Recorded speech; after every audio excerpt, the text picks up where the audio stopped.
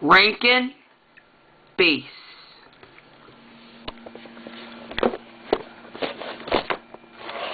That's right, folks. The surprise that I gave you last week is now revealed.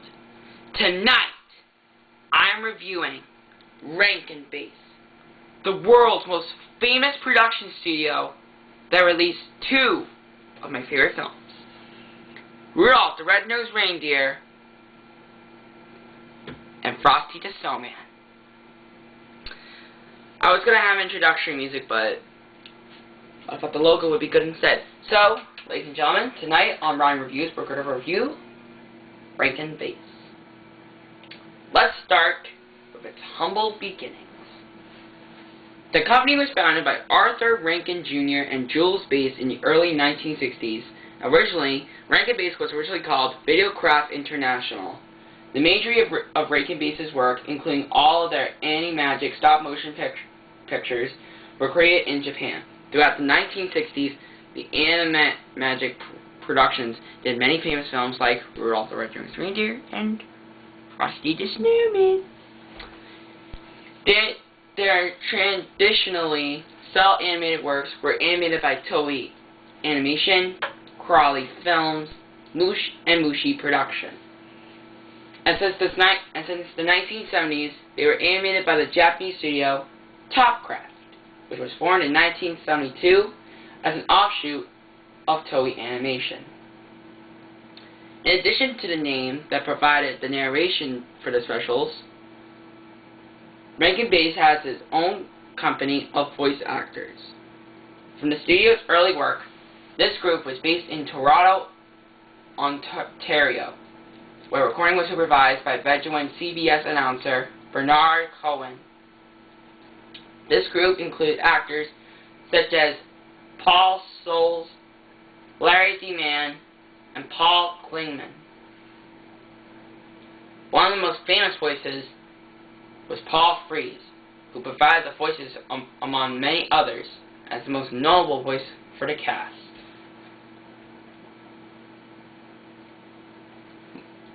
Maury Laws has served as musical director for almost all the animated films.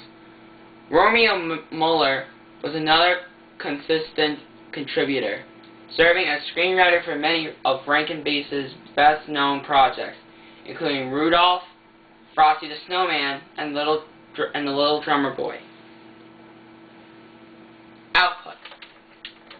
One of Videocraft's first projects was an independently produced series on the character Pinocchio.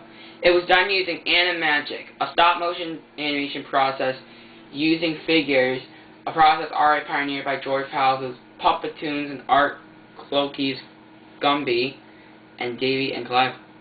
Oh, actually, one of those things that I just mentioned will actually be my next review.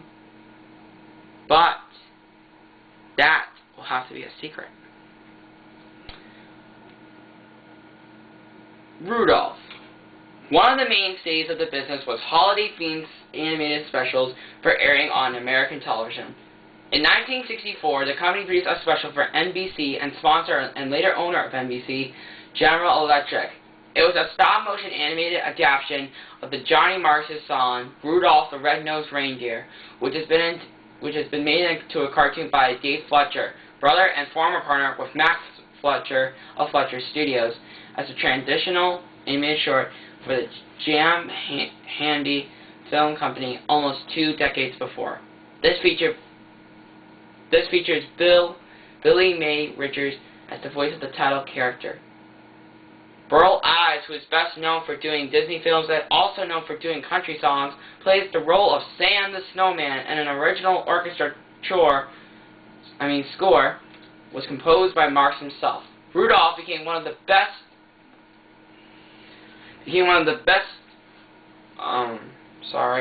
Having trouble reading again. Rudolph became one of the most popular and longest-running Christmas specials in television history.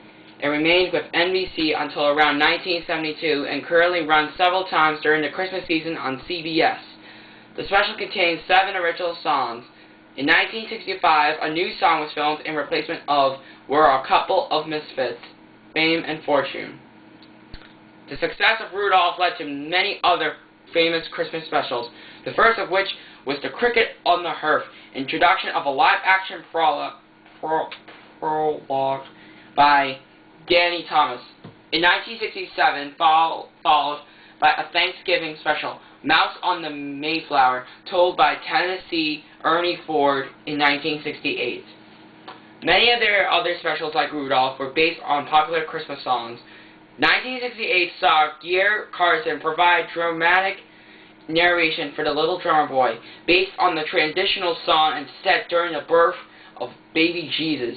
That year, Videocraft changed its name to Rankin Bass Productions and adopted a new logo, retaining a Videocraft byline in their closing credits until 1971.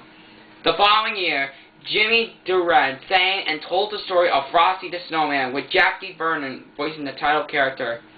1970 brought another Christmas special, Santa Claus is Coming to Town. Rankin Bass enlisted Fred Astaire as narrator, or known as the Special Delivery Man. Kluger, a mailman, answering children's questions about Santa Claus and telling his origin story. The story involved young Kris Kringle, voiced by Mickey Rooney, who is best known for partnering with Judy Garland in some of MGM's most famous films, and his nemesis, the Burger Mr. Burger, voiced by Paul Frees. Kringle later married the town's schoolteacher, Miss Jessica, who was voiced by Robbie Lester. 1971, however, saw a change in Rankin Bass's holiday productions.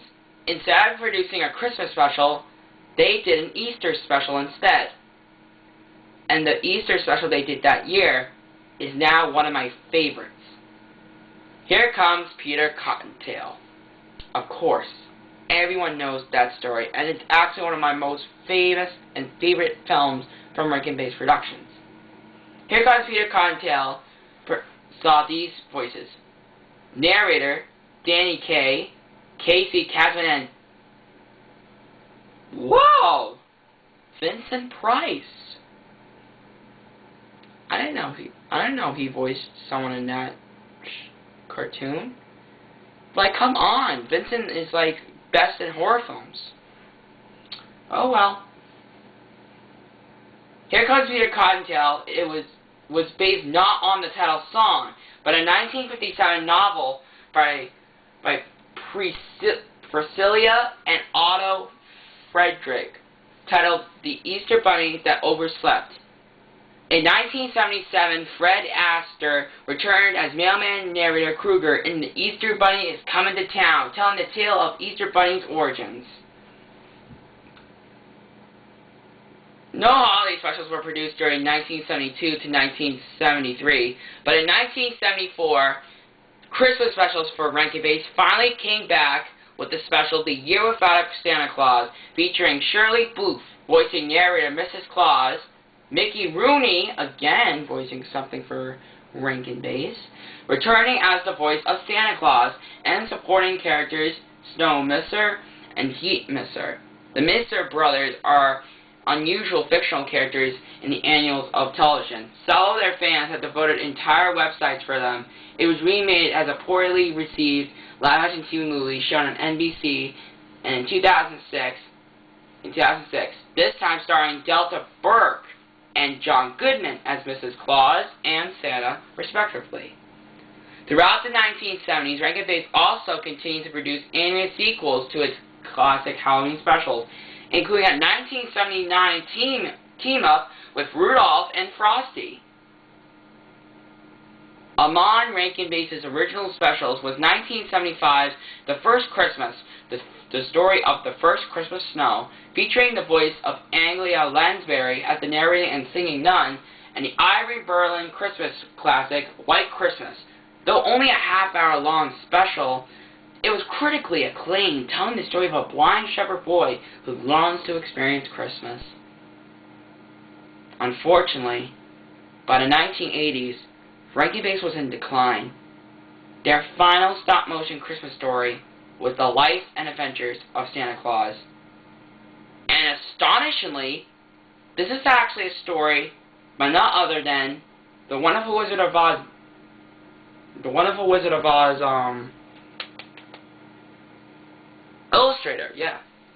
illustrator, L. Frank Baum. The special was released in 1985, one of the last productions for Rankin Bass. Although Rankin Bass was best known for its holiday specials, there were some specials that were not even holiday related at all. 1965, for example. That year saw production of Rankin Bass's first theatrical film, Willie McBean and His Magic Machine, the first of 4 films produced in association with Joseph E. Laverne's Embassy Pictures. 1971 saw Rankin Bass produce the opening for Chiller Theater, a local horror movie program on WPIX in New York City. In 1972 and 1973, Rankin Bass produced 4 animated TV movies for the ABC Saturday Superstar movie: The Mad Monsters, Willie Mays and the Say Hey Kid, The Red Baron, and That Girl in Wonderland. Rankin Bass today. After its last input in 1987, Rankin Bass finally shut down its production arm. Rankin Bass's final special was the 1987 story, The Wind in the Willows. Arthur Rankin Jr. has since split his time between New York City, while the company still had its offices, and a summer retreat in Bermuda. He formed Rankin Productions to produce a few cartoons, such as the remake of Crazy Cat. It was later observed in 1990. Julius Bass commuted between New York and Paris. Bass became a vegetarian, and a decade later, he wrote Herb the Vegetarian Dragon, named after his vegetarian diagnosis. The first children's book character developed to explore moral issues related to vegetarianism.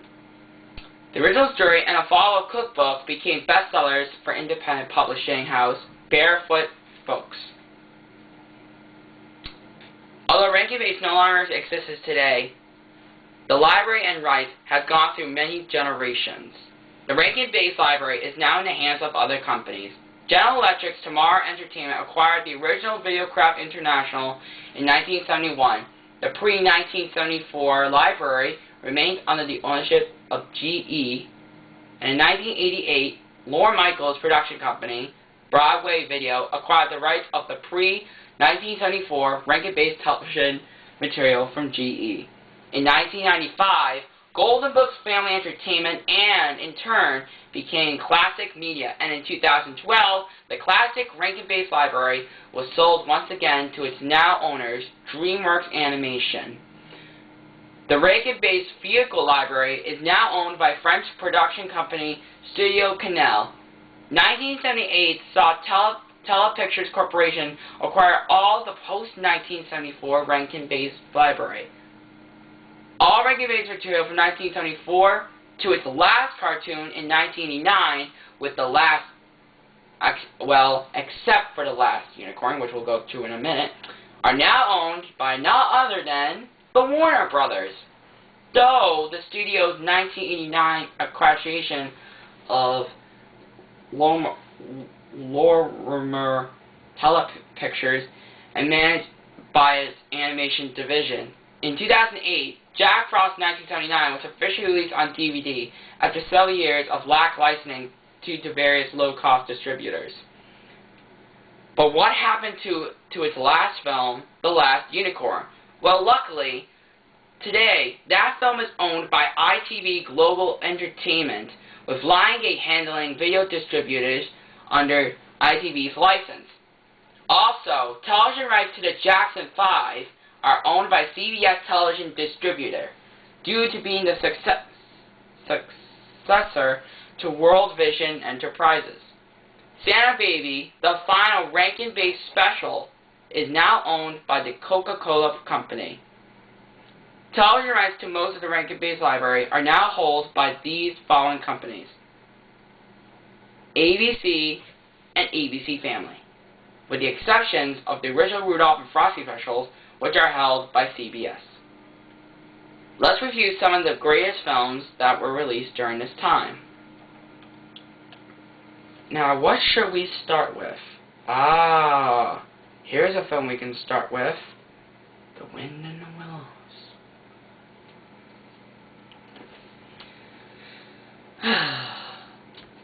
Sadly, it's the last production, but it still goes good today. The Wind in the Willows is the 1987 film directed by Arthur Rankin Jr. and Julius Face. This is one of these adaptations from The Wind in the Willows by Kenneth Grahame. Unfortunately, The Wind in the Willows was sadly the last project produced by Rankin Bass Productions, and the film was finished in 1985, but its television premiere was delayed several times. One change in this movie was that the horse pulling the barge is the same horse who pulled Mr. Toad's caravan, and Portly is a badger. Oh yeah, I forgot to mention that Portly is a badger in this film. Well, that unfortunately ends Ryan Reviews. I know it was a very short review that I did today, but it's getting late and we're going to be shutting down at 12 a.m. So, again, from all of us here at the Ryan Boyd Corporation Studios, goodbye, farewell, and as always, peace.